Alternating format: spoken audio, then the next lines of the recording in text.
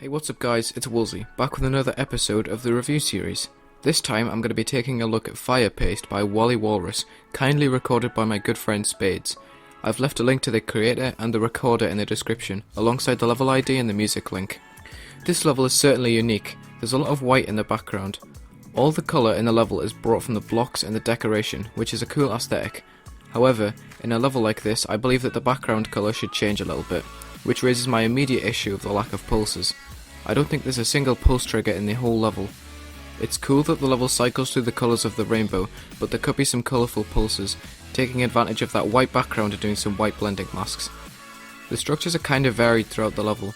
There's some regular pillar structures that make up the majority of the level and a cool tunnel type ship part, which follows onto some gapped pillars. I like that some parts have fully connected structures and some have detached. This level achieves good structure without having to use too many slopes.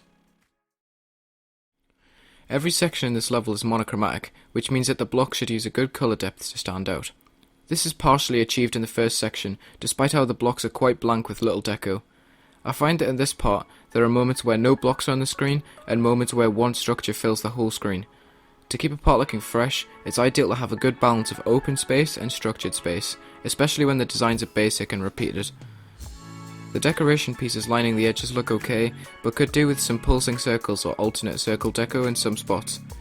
The spikes are also basic. I like how they're disconnected from the structures. It makes them more defined, which is ideal for cube gameplay. The background here has potential, but it's kinda lackluster, especially in the parts where the shapes disappear entirely. One issue that I find with the backgrounds in this level is that they are always similarly coloured to an element of the design. In this section the diamonds are the same colour as the deco, but in other parts the effect is the same colour as the blocks. This is a problem because the gameplay is made hard to see and the effect is kinda obscured by the blocks, which takes away from the quality of design and the quality of the effect itself. Now moving on to the green part. The effect in the background stays the same, but that's alright because the two sections combined aren't very long, and the decoration is switched up in this section anyway. The aesthetic of the level is kept the same, but the style of gameplay and structures is switched up, which I like. The design changes, and even the type of pulsing objects connecting some structures together is changing, from the full squares to the gapped squares. The design here kinda gets ugly in my opinion. It's clear that Wally couldn't get the lines to stay consistent in the design. When this happens, it's normally a sign that a different design would work better, but instead of changing it, Wally's just slapped a few lines on the edges. This is kind of masked by the matching colours on the circles and the block design, but overall looks a bit cluttered. With overlapping objects like these circles, I recommend some movement. This level has no movement at all, and I believe that this could be easily fixed as a large majority of structures are disconnected from one another, which allows for easy movement. In a tunnel section like that, it's hard to incorporate movement, but I think this could be done by moving the circles. Just before the drop of the level, there are awkward spaces here that could easily be filled by some saws.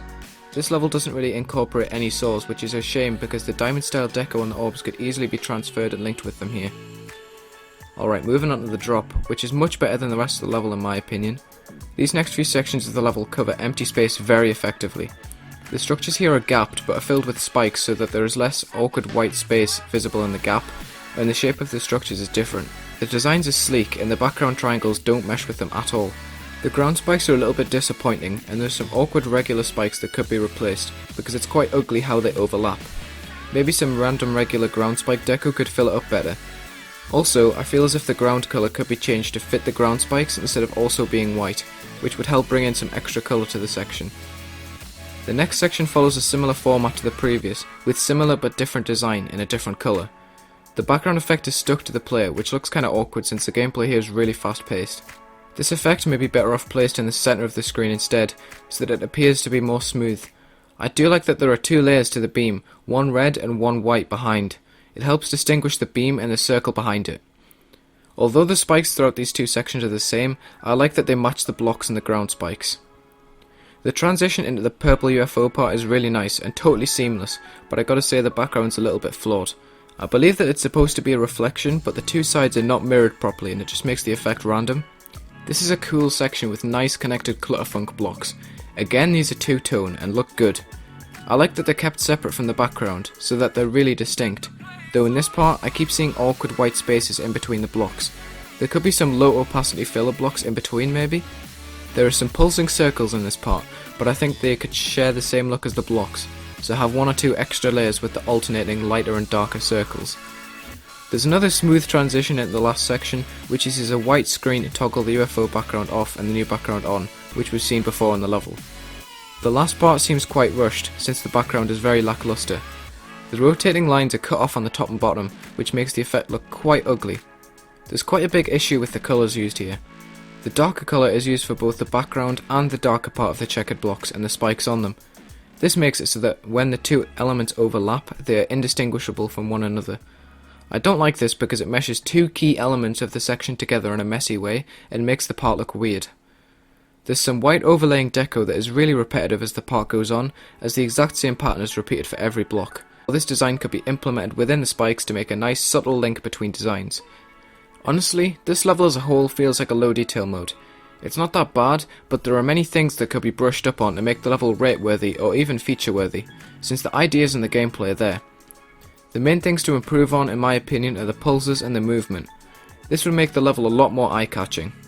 That does it for this episode of the review series.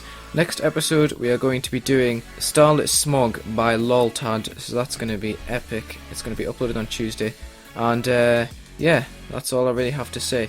Check out the links in the description if you want to follow the creator and the recorder of this video, and I'll see you next time. Goodbye.